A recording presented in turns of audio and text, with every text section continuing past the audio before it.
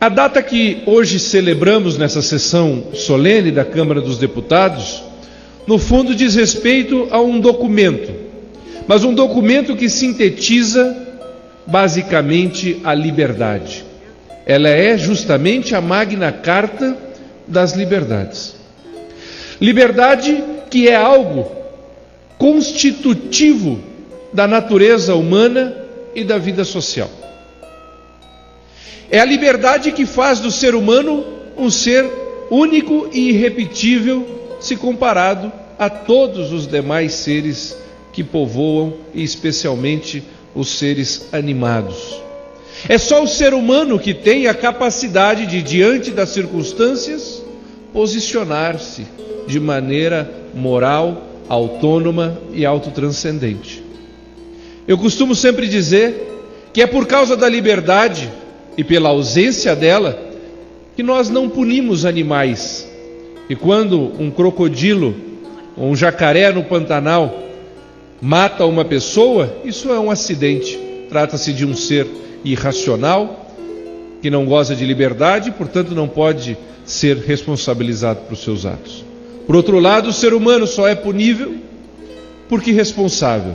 Irresponsável por ser livre, por diante das circunstâncias, ainda que circunstâncias absolutamente avessas, o ser humano é capaz de se posicionar. E os grandes nomes da história são justamente aqueles que, diante das situações mais deploráveis, eram capazes de posicionar-se de maneira altiva e autotranscendente. A autotranscendência, característica eminente da liberdade humana, é reconhecida institucionalmente na história constitucional inglesa. Sem falsos, sem glórias vãs, sem qualquer espécie de vanglória, o Ocidente deve ao Reino Unido, deve ao seu povo, aos seus líderes e especialmente às instituições criadas por essa ilha, não só no sentido geográfico, mas uma ilha no sentido da excelência humana e do culto à liberdade, uma dívida, senhor embaixador, que jamais poderá ser paga pelo Ocidente, que jamais poderá ser paga pela humanidade.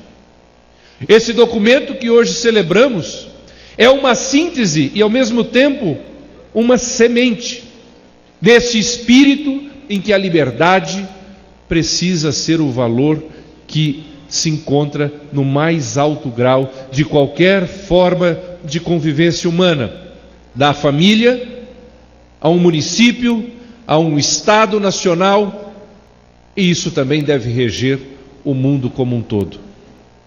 Na Magna Carta se consolida uma concepção de que, primeiro, a natureza humana, não obstante capaz dos mais grandiosos feitos, também é capaz das mais horrorosas limitações à dignidade da pessoa humana.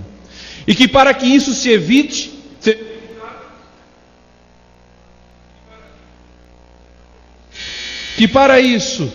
que para que isso seja evitado, são necessárias instituições capazes de conformar o espírito e o comportamento humano de uma maneira a ter a liberdade assegurada.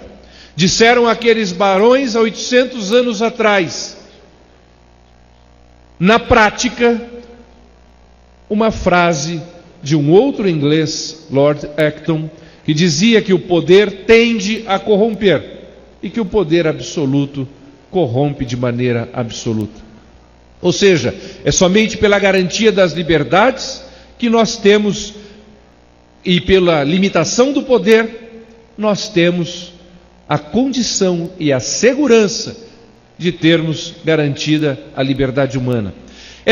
Como dizia, essa liberdade não pode ser garantida sem um caminho institucional, sem instituições que, bem organizadas sob o ponto de vista da racionalidade, conduzam o espírito humano, ao mesmo tempo capaz, repito, de eventos gloriosos, mas também de danos enormes, a um caminho correto. E disso é tributária a Inglaterra, ou melhor dizendo, o Reino Unido, quando constrói naquela ilha de excelência a história da divisão do poder.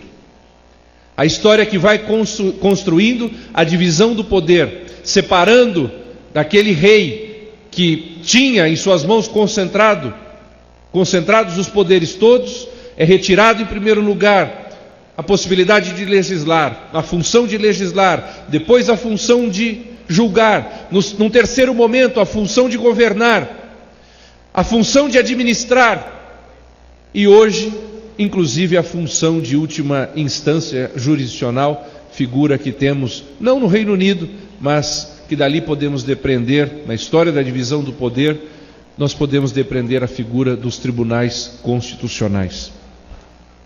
Essas são as grandes garantias do Estado, que o Estado de Direito e que é democrático pode oferecer à humanidade.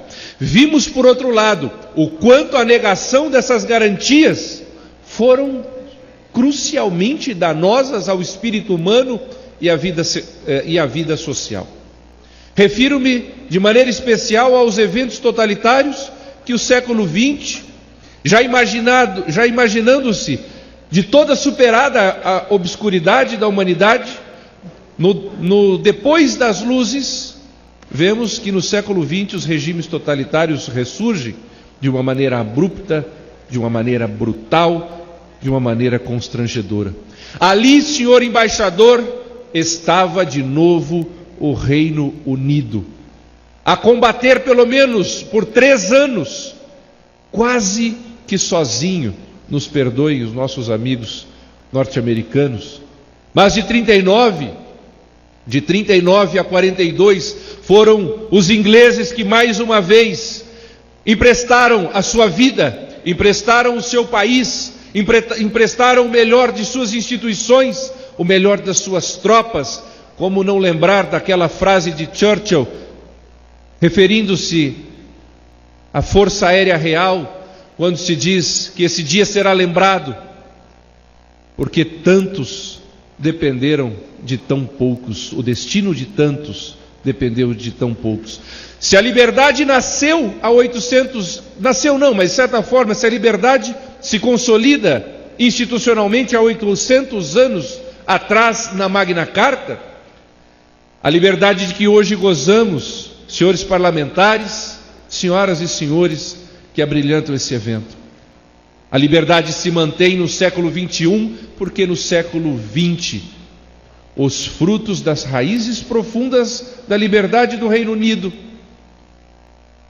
mostraram que poderiam oferecer de novo uma sombra à humanidade. Uma sombra que, não há dúvida, foi precedida por inúmeras podas, vidas e vidas, sonhos e sonhos ceifados pela tirania, ceifados pelo horror. Mas essas foices da tirania jamais serão capazes de podar as flores da esperança.